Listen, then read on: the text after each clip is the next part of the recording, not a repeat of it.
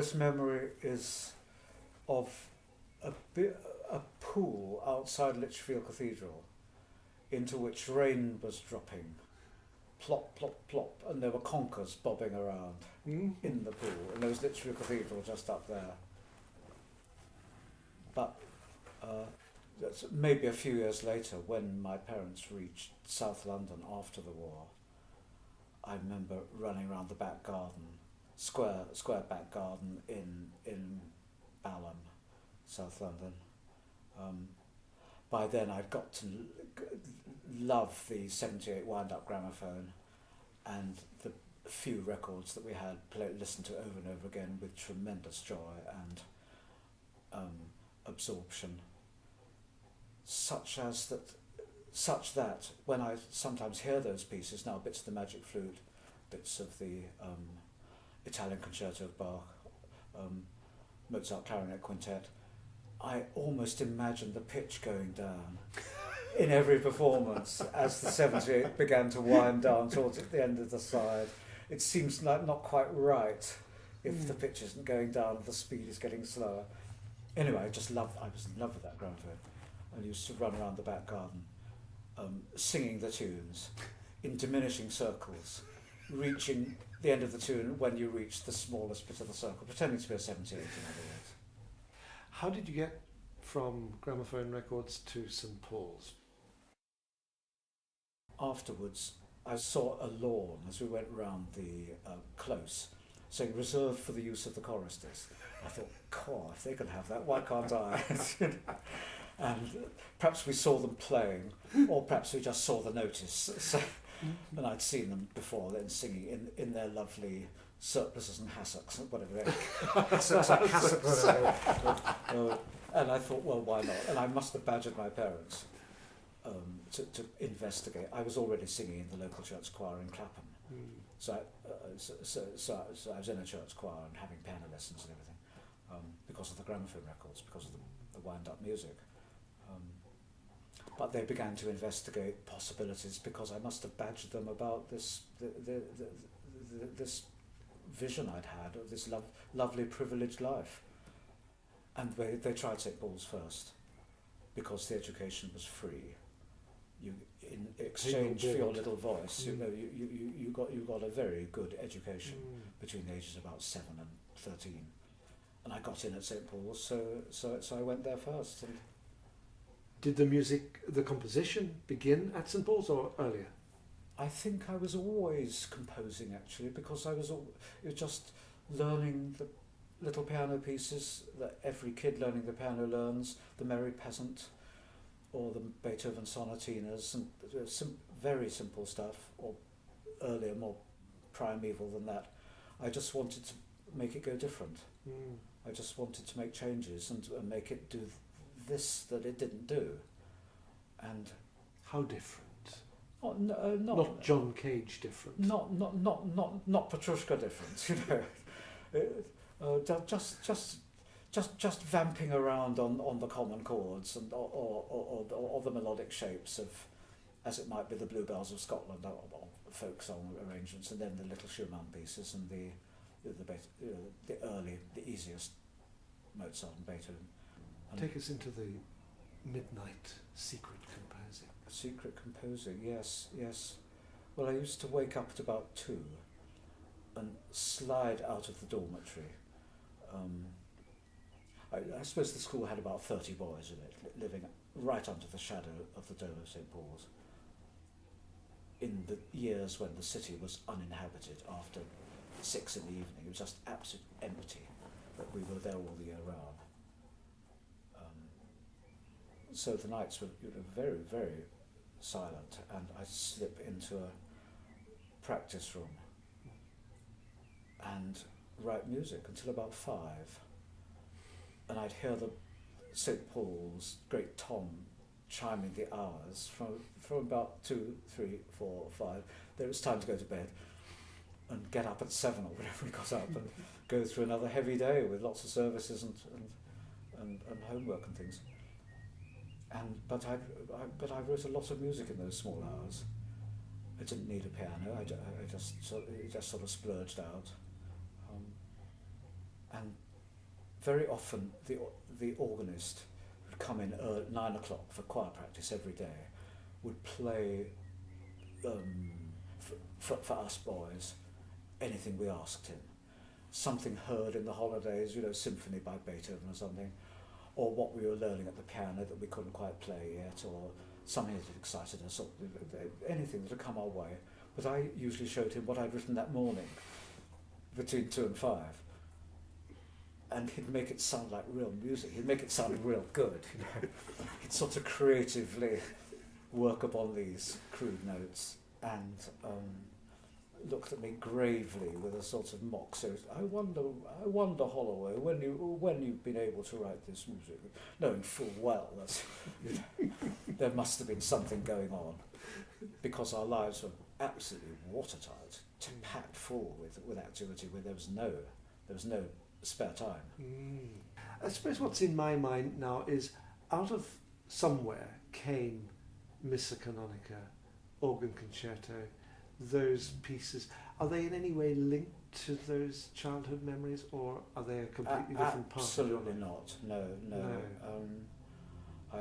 Once I left the choir school and went to ordinary public school and went through all those subjects you have to do and all those O levels and A levels and things with university entrance in mind. But I was listening to the radio a lot, third programme, as it still was, with sometimes marvellous, adventurous broadcasting. The BBC was beginning to wake up to the 20th century, in a 20th century that went beyond V.W. Holston and Finzi or Sibelius. In other words, waking up to the latest Stravinsky and the Second Viennese School. And I was thrilled to bits by all that, discovering 20th century music and trying to digest it, again by imitation, basically by having a go myself. And so then beginning to have lessons with Sandy Gurr when I was about 15 onwards.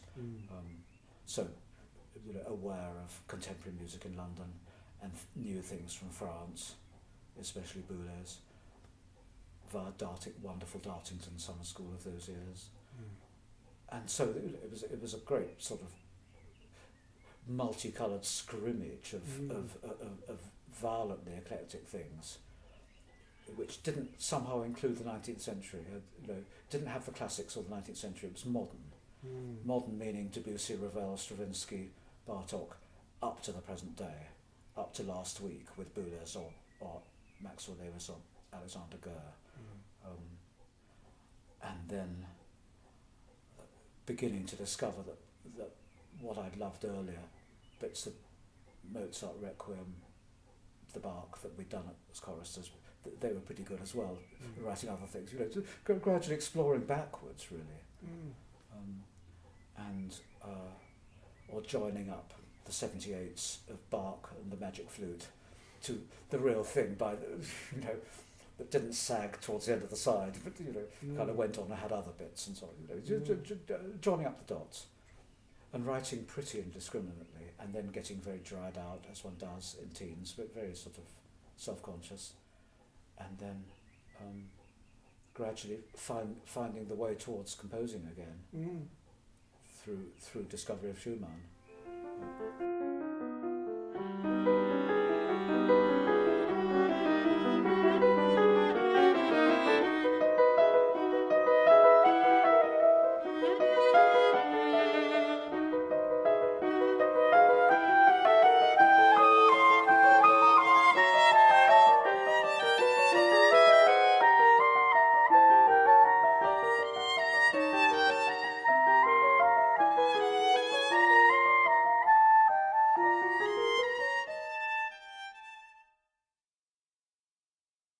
Robin, Schumann, he's become very much a part of your work. Well, beginning, of course, with the famous scenes from Schumann, but on and on and on until only a few days ago.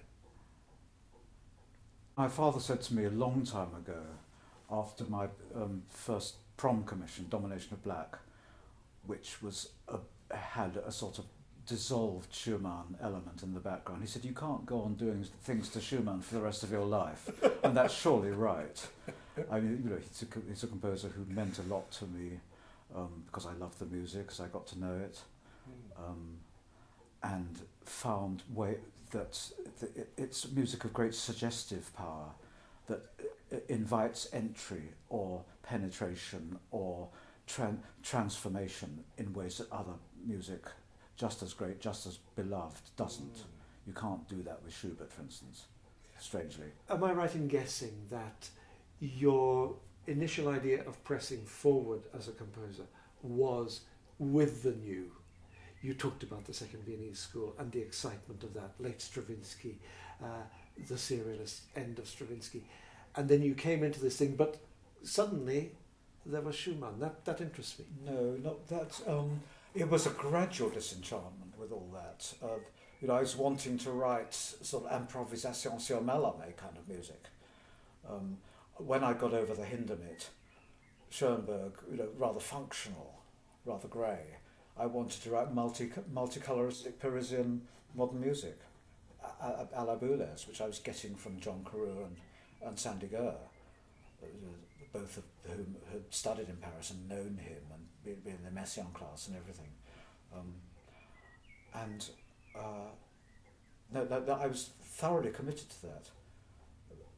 But I think disenchantment, I can't explain how disenchantment grew and eventually became disenchantment into discontent, into got to do something about this, but I don't know what. And it's not as if over there on that distant hill was the city of Jerusalem known as Schumann that I was making for. I just didn't know. There was no answer at all. So it's all very accidental. And only hindsight makes sense, but foresight did not exist. You said, I was looking for something that wasn't there. Yes. I wonder how the articulation of that something came about. I don't know. I wasn't hearing... Oh, well, surely any composer who's original at all is trying to make a sound that does not yet exist, that he or she imagines and is not getting from what's around them. And that's originality, isn't it? So what's around them is what you start from, and you have an affinity with this, and you have a disaffinity with that. And you say, that's not for me. That is perhaps that. I really like that. And then you build your own world upon these things, both the disaffinity, you know, the sort of rejections and the acceptances, make an idiom. And that's sort of innate predilections that must be genetic or something. You know, they're not, they can't be foreseen or preordained, but they're lucky chances, lucky encounters.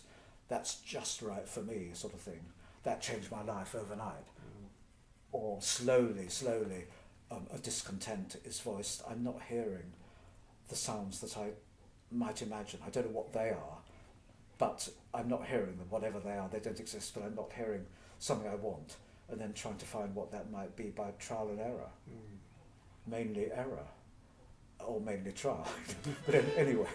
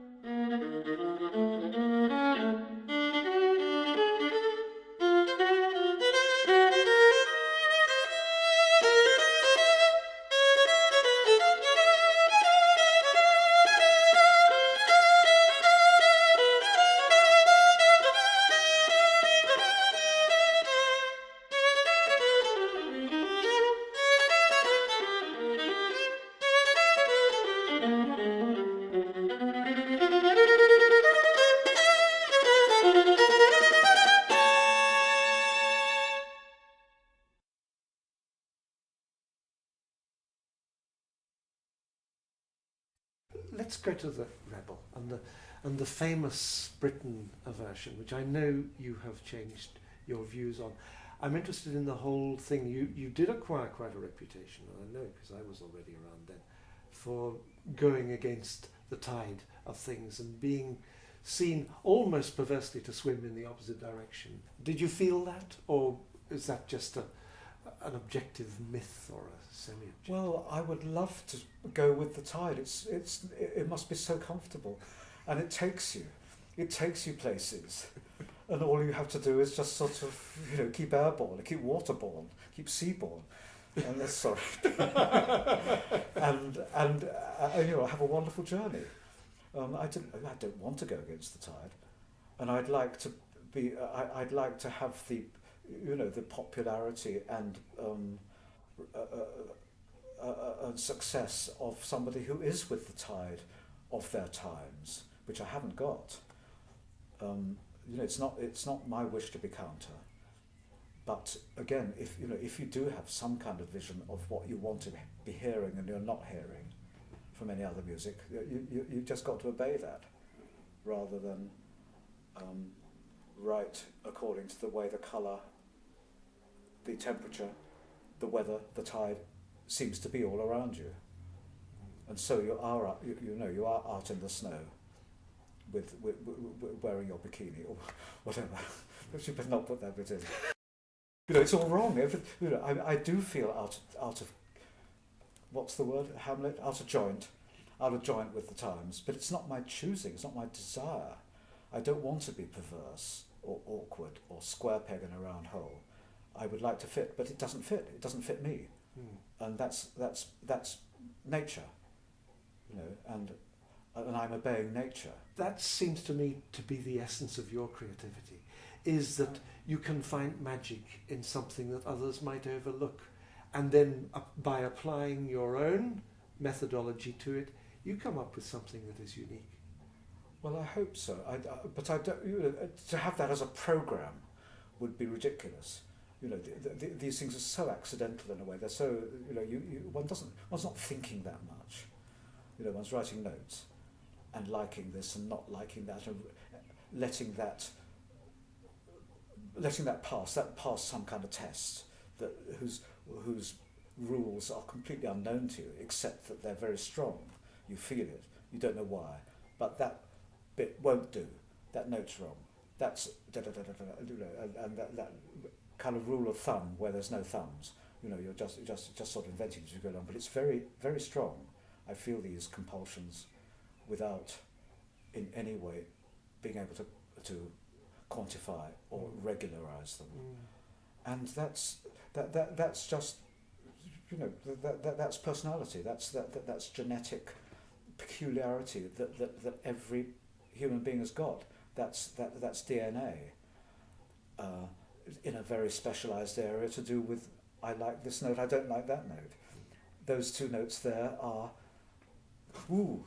tingle. Those two notes there are rather dead. And then I'm listening like that to most music that I'm hearing, especially new music, where that's the only criterion to go on. And as I say, I'm not hearing what I really want to be hearing, except if I do it myself. I'm also hearing to be negative. I'm also hearing many things which are very highly valued, which I think are mediocre or so-so or sometimes really awful, but for the minute are in favour. And equally, I don't want to be writing that. Sometimes I hear something and I think, my God, I wish I'd written that. And then a bit like like Oscar said to someone, you will. If I really love that, the bit of Burt Whistle or something, that bit of Dutier, that bit of some delicious sound, I'll probably have a go sometime, probably unconsciously. But there it is. It's music should be cornucopian and generous, like it always was in the past before copyright. These things are rather harder. It's rather harder to be a natural eclectic in the days of intellectual property. Kind of recover somehow. I think you made your trill as if it's going to be, yes. But take it to the downbeat that you unfortunately don't have.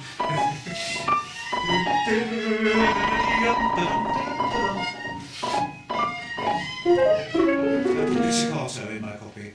Kind of pizzicato. Which one? Before 25, one before 25. Yes. Okay. No, I've written Poco Espressivo here. Yes, it is, but Okay. No, a bit longer. Yeah.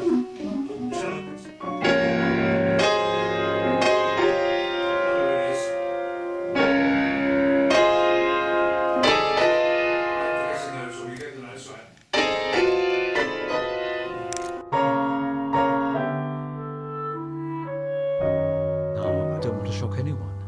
I want to please, I want to delight, I want to move and stir and invigorate and fertilise in the way that we know art can. That could be understood perhaps as being just as provocative as trying to be an avant-gardist when I was 18 and 22. It doesn't seem very in sympathy with the times, that's for sure.